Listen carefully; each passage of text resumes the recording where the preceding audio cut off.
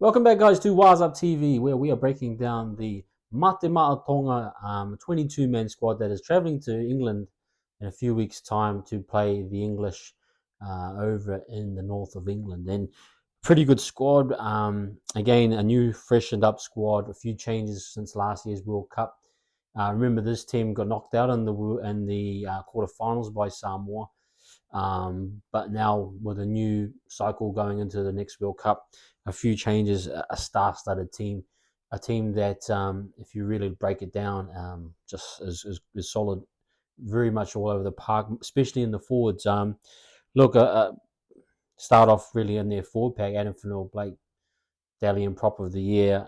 You add in the elements of there's Fotuika there, Tatola's there.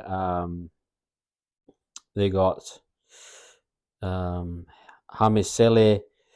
They got a few others as well that are in that forward pack that is just going to be deadly. They won't lack for forward power, and in my eyes, the English have the likes of a Chris Hill. I'm not sure if Chris Hill's retired, but I would like to be interested to see the English squad and how they stack up physically against this Tonga Matemata Tonga pack, because I think this pack is probably up there in terms of power, size, and ability. You add in the back row elements. Look, you got Tyson Frizzell, Felice Kafusi, Elias Katoa from the Storm, and then you add in Olokoatu from Manly, and then Mosese Suli obviously will be in the centres. But you just look at that size and you think, man, that's a really big pack. You add in the Tyson Frizzell element. I think Frizzell will probably play lock for mine. They'll try and use him at the lock position. Katoa's had a great season at the Storm. Olokoatu on another edge, just deadly. It just looks like a really good back row as well. Siua Wong from the Sydney Roosters. Again, he's got an opportunity to just show off his skill set. This is a really good team. And then you go into, obviously, the halves. Well, hooker, actually, Siliva Havili. Havili's been a servant of Tonga for such a long time. He's quite consistent in what he does. He's a bigger body, so probably usually start your games, or he could come off the bench in the hooking role. And then you've got the likes of in the halves, Lolo here. I think he's still hanging around at Huddersfield. And then the key is Isaiah Katoa. I think he's going to be the guy to march this team around the park. So, look, it looks like a very solid squad. You add in Kohler there in the backs for speed. Stafford Toa, that's going to be another. Daniel Tupou, again, Tupou and the likes, good for yardage out the back. I think they're going to have a good balanced squad. William Hopoate obviously plays in the centres, but you could use him as an impact player. You could use him as a just a mentor, but he can play in a few spots. And then you got the likes of Conrad Harrell as well. He'll be there for more, mainly, for a centre spot, but mainly comedic element, getting the culture right, getting everyone feeling good. I'm no doubt he will play a big part as well. But the key areas for this team, again, and like most teams, even the Kiwis, the Samoan teams, is the halves and hooker and your spine players. I'm not sure who the out and out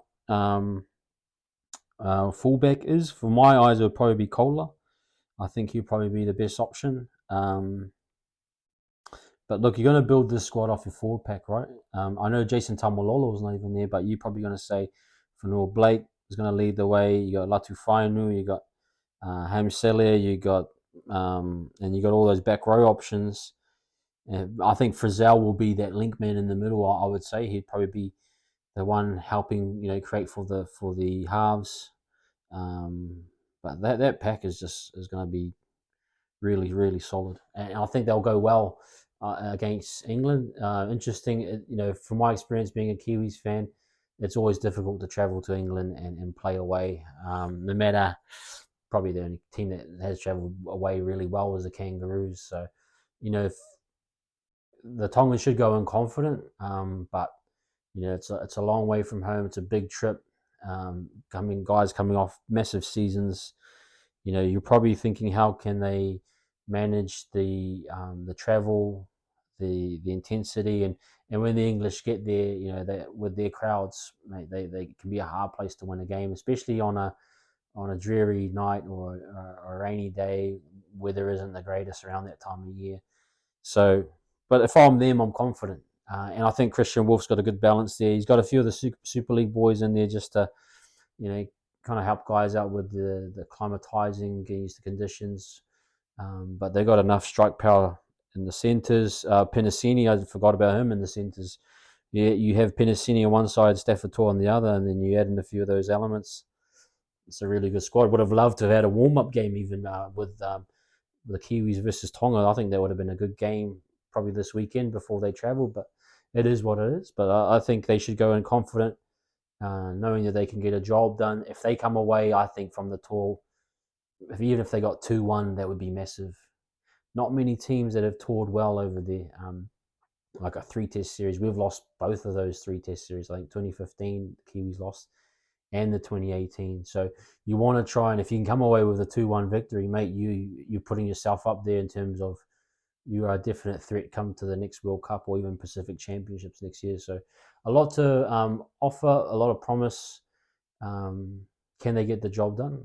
I think so, but either way, it's a good squad, and I'm looking forward to watching them. Anyway, guys, that's the end of my preview or review of the Matema'a Tonga squad for 2023, going away to the north of England in a few weeks' time. And we'll catch you later on in this week I've got a couple preview matches coming up for Kangaroos, Samoa, and Kiwi Ferns, Jillaroos coming up. So hang around for those. Like, share, and subscribe if you haven't already. And we'll catch you later. Peace.